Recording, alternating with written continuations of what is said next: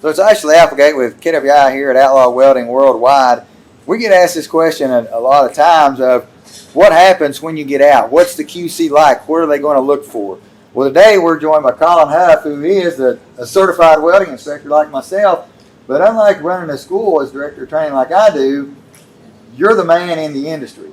So tell us a little bit about what you do, not specifically what you're looking for, but what you do. So this is Ashley. Thank you for having me today. In our industry, for me, my roles and responsibilities typically go along the lines of tracking the welds, inspecting the welds, making sure that our clients are getting the product that they require, per code, per specifications. There's so many different standards out there. It just depends on where you're at. But overall, generally just KWI weld inspection. Okay. So at KWI, we're an accredited test facility with the American Welding Society. So our students will typically start out on testing flux core and stick weld on 1-inch thick plates, vertical and overhead. And one of the biggest problems that I see young welders getting into is putting too much weld in or not putting enough weld in. And I always tell them, you got to go by the code book. So it's not whether we like you or we don't like you.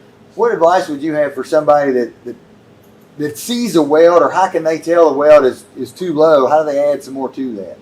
So you've got different things as far as VWAC gauges, fillet gauges, different tools. But before they ever start the weld themselves, they should actually ask, hey, what is the requirement, before they ever fit it up or anything. Hey, I need a 1/2-inch fillet weld, or I need this flushed all the way out and then a cap no higher than 1/8, whatever the code that y'all are testing your welders or teaching them to.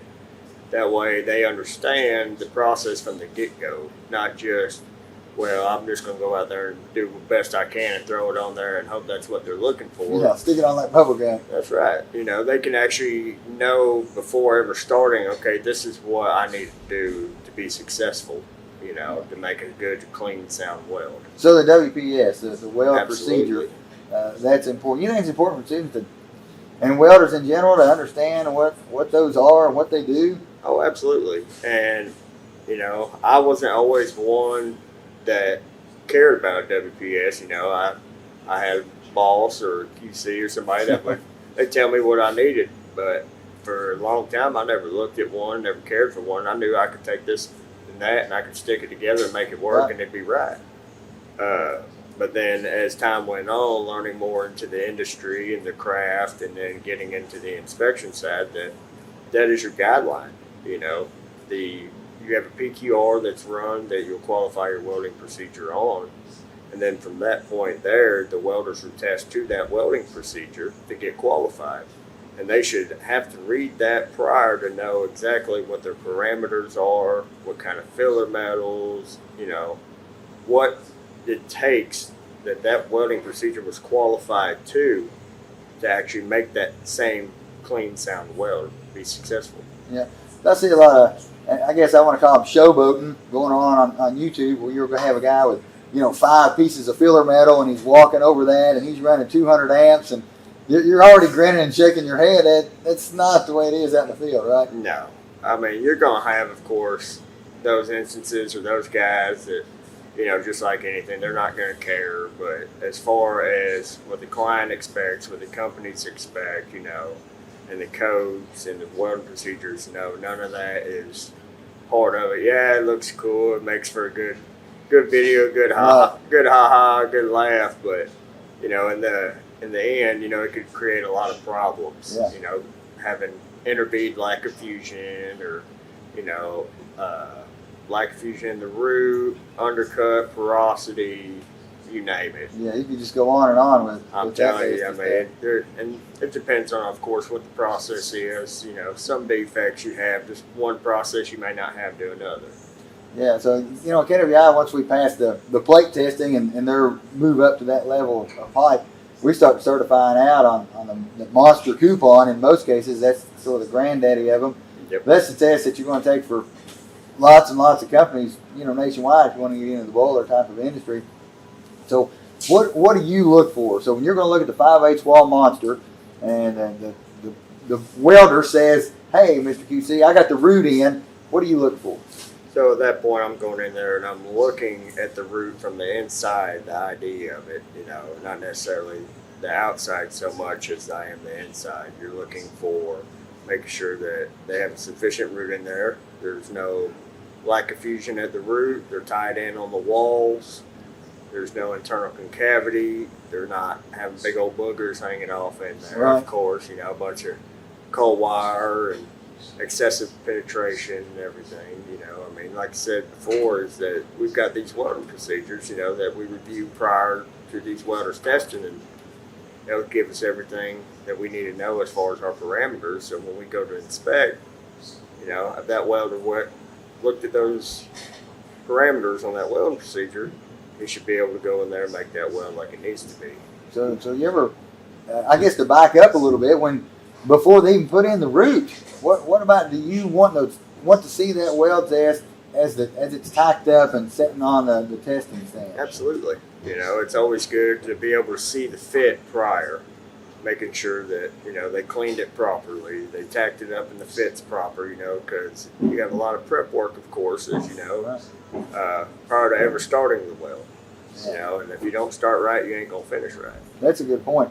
So when you're thinking about the root and you got a guy and it's just not up to the code and you bust him, have you ever said, hey, can I have a second chance? Come on, let me slide. I really need this job. What do you do there? As hard as it is, that's typically not up to us. As we normally tell them, hey, it didn't meet the requirements. You need to speak with your company if we're on the third party side of it. If we are a company rep, QC, hey, you need to talk to, the project manager or HR, whoever, to see about if they're willing to give you a retest. Yeah, and that's what a lot of people don't understand. As a student, you can practice up and possibly retest. That's what we do. That student's got to practice up, basically pass the test, again, and then they can come back in front of the QC and take a retest. So we're going to the next step. We put in the root. When do you want to look at that test again? Do you look at every bead or? No. Typically, wouldn't look at every bead unless some kind of special alloy, that requires testing throughout the process. Okay. Typically, it'd be somewhere around 3/4 to flush.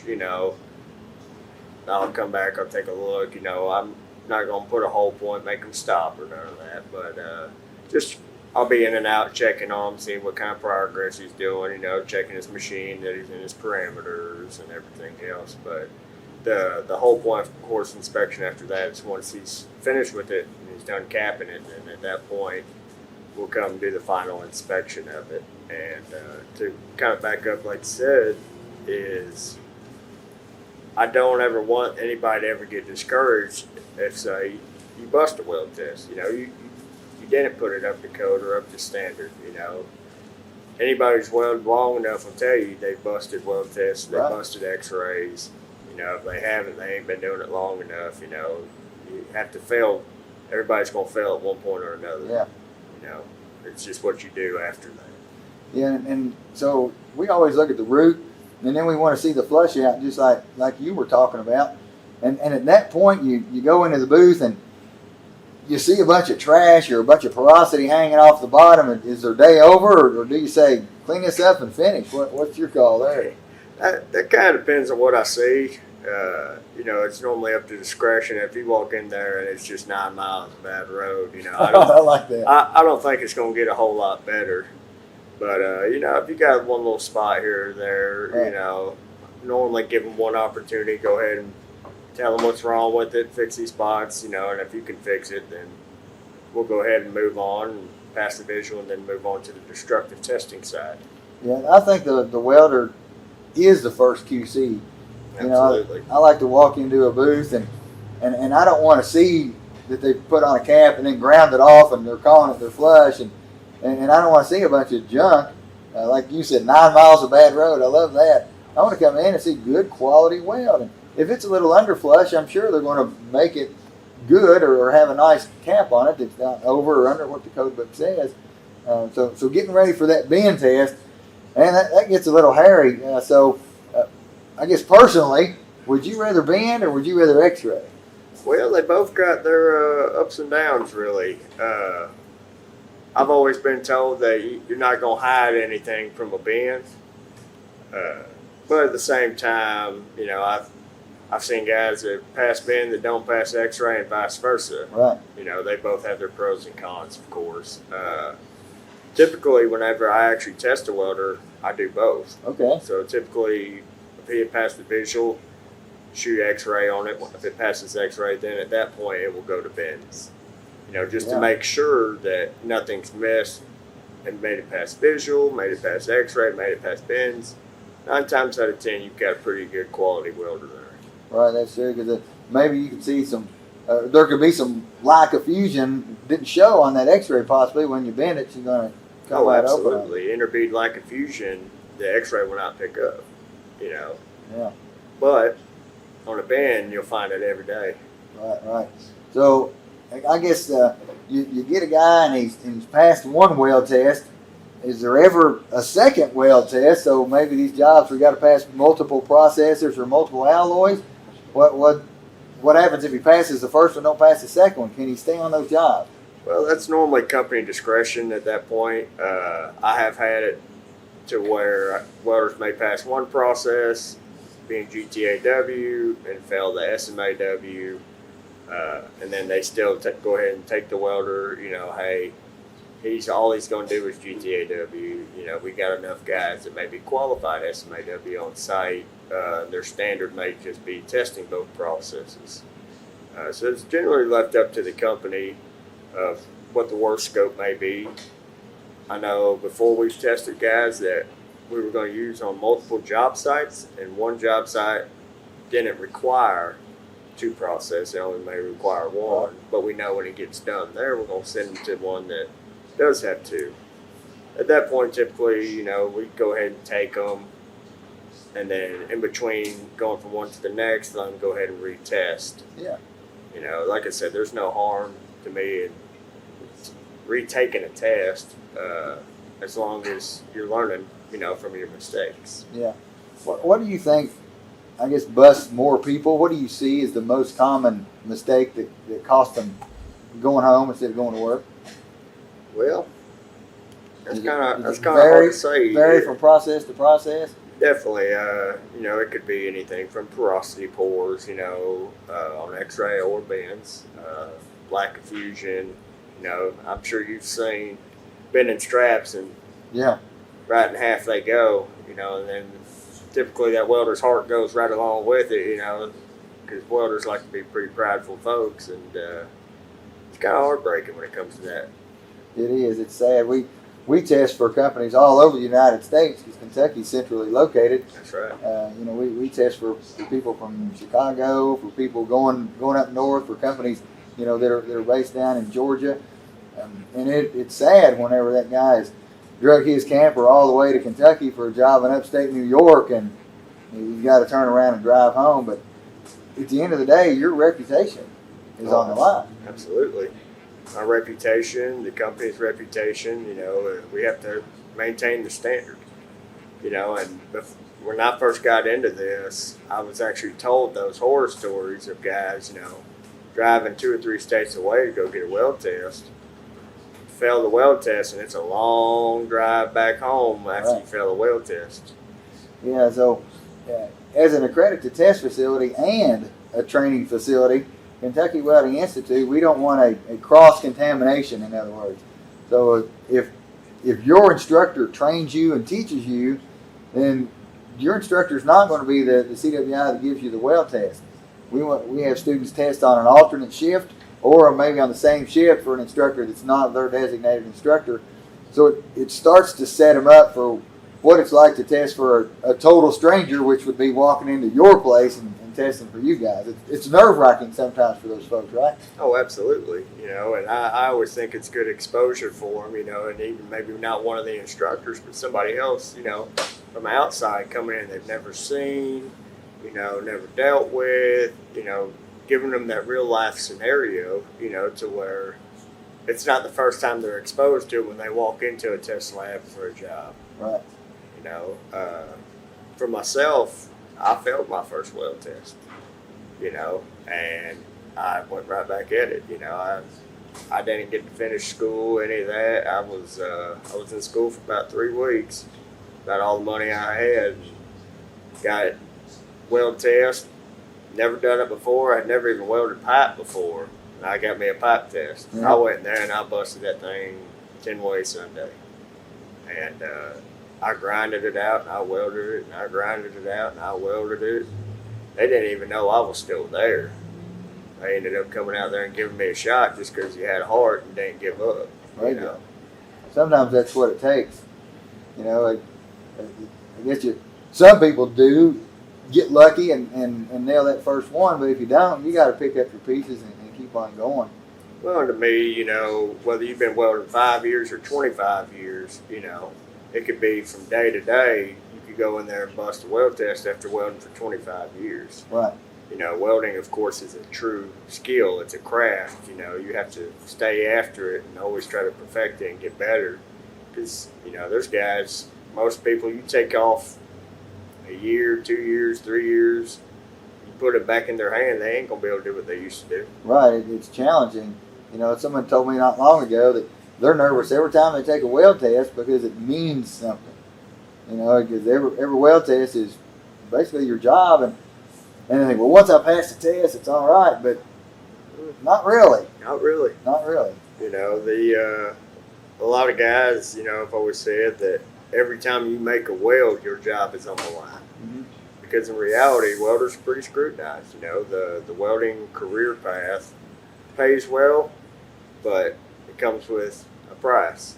You know, I think welding is one of the few industries that I know of. So if you take someone who's an educator who wants to be let's call it an English or a math teacher, and they want to go to a new school, well, they present their resume, they go through some interviews, and if they're the best candidate, they're going to get offered the job.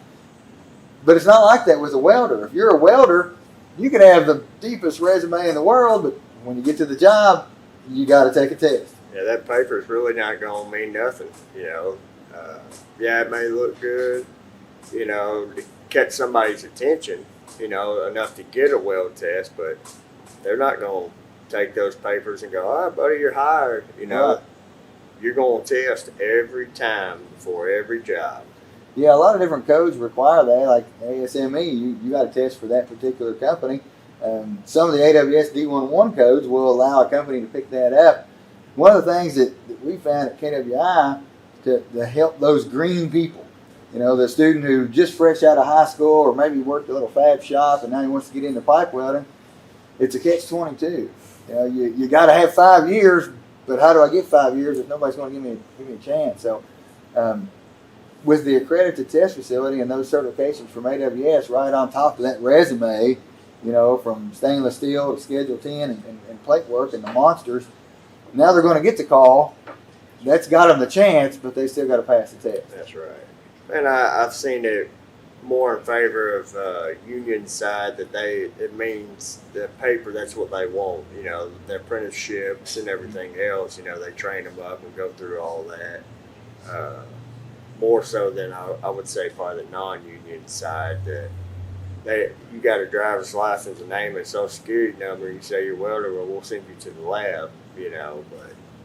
But I definitely think no matter which way it's done, that the more you have behind you, the better you're always going to be. Oh, for sure. You know, and that's with anything. Now, are you always going to test somebody where it's the beautiful spot and you got a perfect booth and a stool and a nice new welding machine? No. Yeah, so it's going to be rough sometimes, right? There's going to be some places that you're going to pull up there and wonder if you're even in the right place. You know, you may run across some of those facilities that are pretty nice, but a lot of times they're subpar as opposed to probably, I would assume, y'all's welding institute over there. You know, pretty high dollar, nice facility. So we try to make it as real as possible, and those students have a nice booth to test in, but they need to understand too, you know, whether you're a student in a school or whether you're a professional going from one part of the industry to another, it's not always peaches and cream. You got to be ready for it. Well, one thing is that you may not always be in a test booth when you're taking a test. Right. You know, they could test you in the field. They could test you anywhere they want to test. You can be out in a parking lot somewhere. Does not matter, you know. Yeah. So, you know, you're testing welders. Do you test all the welders before the job, or do you test some welders while the job's going on?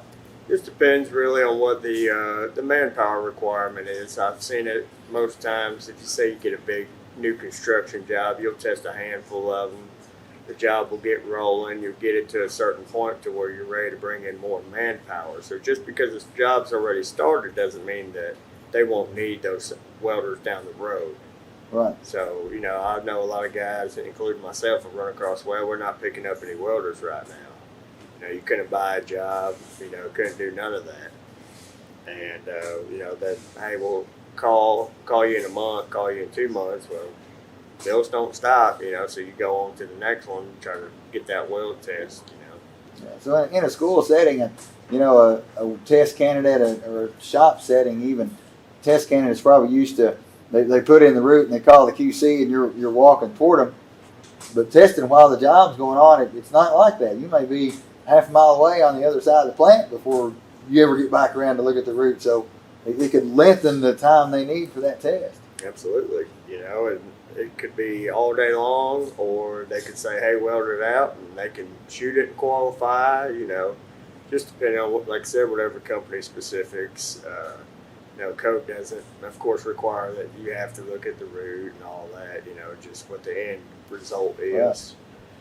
Yeah. But there's a lot of variations to it, you know, and of course, between industries, whether it be in pipeline or fab facilities, petrochemical, you know, everybody's got their own way of doing things, you know.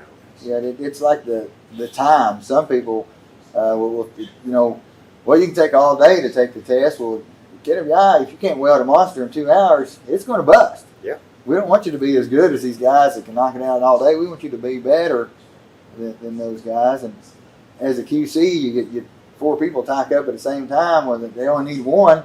Who are you going to take? Yeah, exactly. You know, and a lot of companies will put a time restriction, you know, of that same sort. You know, 2 hours, you know, from tack to cap.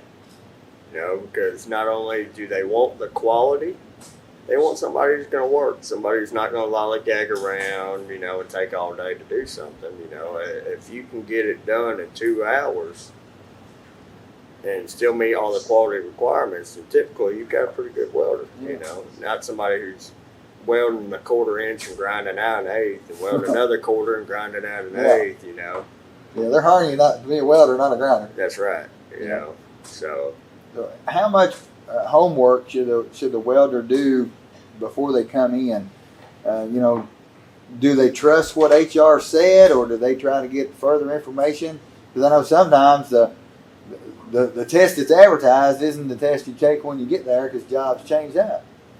Yeah. So, I mean, you always ask the questions, of course. You know, what's the schedule? What's the start time? Where's the location? You know, what are we welding? Unfortunately, sometimes HR doesn't even get all the right information. You know, you may go to the test lab, and I've seen myself and others that we tested this. We get to the job site, they may have missed a weld test. You know, hey, they forgot to test you for acid oil, Inconel, whatever the case may be. You got to go back to the lab. Oh crap! I done showed up to the job already. Now I got to leave the job and go back to the lab and do all that. So. As long as you've got a pretty good line of communication there, you can try to get about as much information. But a lot of times they'll tell you, I don't know, go to the lab, take a test, and then when you get on the job site, you know, on Monday, then you can ask your supervisor what other details they got. Right. Which, of course, those same Section 9 tests can qualify you to do all kinds of things. You know, whether it be pipe, structural, different alloys, you know, it just depends on what the variation for the test. So a guy shows up to take a weld test and he ain't got a welding hammer. You gonna loan him yours? No.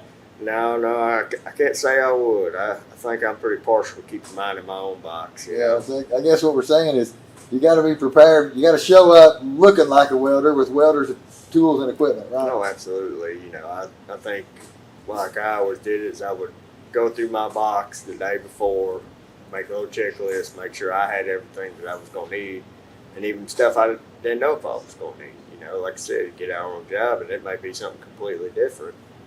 And well, I ain't got a tool. Well, instead now you have the tool.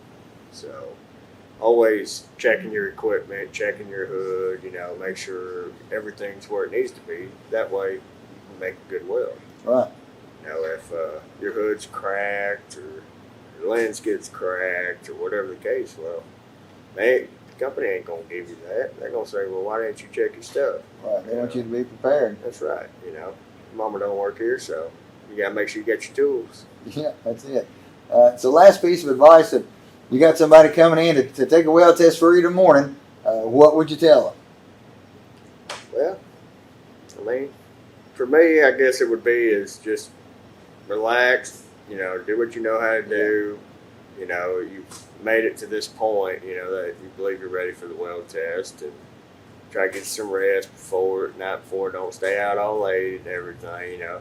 Just like a regular old school day, you know, otherwise you're not going to be up to your best performance. I know in this industry, guys may laugh at some of that, you know, but it is what it is. I mean, your body needs the rest. And just making sure that you're mentally prepared for going in there. You know, in reality, the welding side is only 10% physical, 90% mental. Right. You know, it's all between your ears. I said, anybody's hands can make that weld. I said, but do you know what to do with those hands? You know, once you drop that hood, you're looking at a puddle that's the size of a pencil eraser. Absolutely. The rest of the world needs to be tuned out. That's it. You know, get your own groove, get your own weld, get comfortable. You know, if you're not comfortable, you ain't gonna make a right weld. Yeah, you know, I try to tell people all the time, let that weld tell you what it wants. If it wants you to slow down because it needs more weld, or if it needs you to speed up, you need to speed up. You know, because there's a certain amount of it that after a while you can feel a little bit as much as you can see what that weld wants. Oh, of course, you feel it. You know, you hear it, you see it. You know, it's what its characteristics are doing. Is it flowing? Is it not flowing? You know, is something not sound right? You know, is it popping? You know, whatever the case may be. Just being on top of it and really paying attention to that weld. You know, not just going through the motions. Right. Now, when somebody walks in, I guess, you know, circling back around, and or you walk into the test booth and someone's put in a root and they got a piece of cold wire in it. Do you want them to say, well, I have my machine set wrong, there's a piece of cold wire right here, or you just want them to stand back and get out of the way and let's let you do your job? Well, I mean, I'm not real partial, I guess, either way. You know, of course, you know, they want to speak their piece, but in my opinion, if you see the cold wire before you call for inspection, There you go. it should have been taken care of. You know, you knew it wasn't supposed to be there. You know, and as far as setting the machine, you know, you should always get you a piece of scrap, get your heat set and everything prior to starting. You know, it may not be perfectly dialed, but you can get it pretty close to where you can actually make a sufficient weld. Yeah, so by the time you call for the QC, you don't need to be making excuses. You need to be making welds. Yeah, I mean, like I said earlier, the welder's the first inspector. Right. You know, that's your weld. That's what you're trying to make a living on. That's what you're trying to show them, hey, I want this job. Right. You know, you have to care. If you don't care, why should I? You know, and I think that's an awesome way to, you know, to close out. Caring about your work should be first. Oh, absolutely. You know, I really love that, because if I don't care about my welds, why is the inspector going to give a darn about hiring me for the job too? So, Exactly. You know, just take a lot of pride in what you do. that's right. Well, you've heard it here with the QC, Colin Huff. Catch you next time.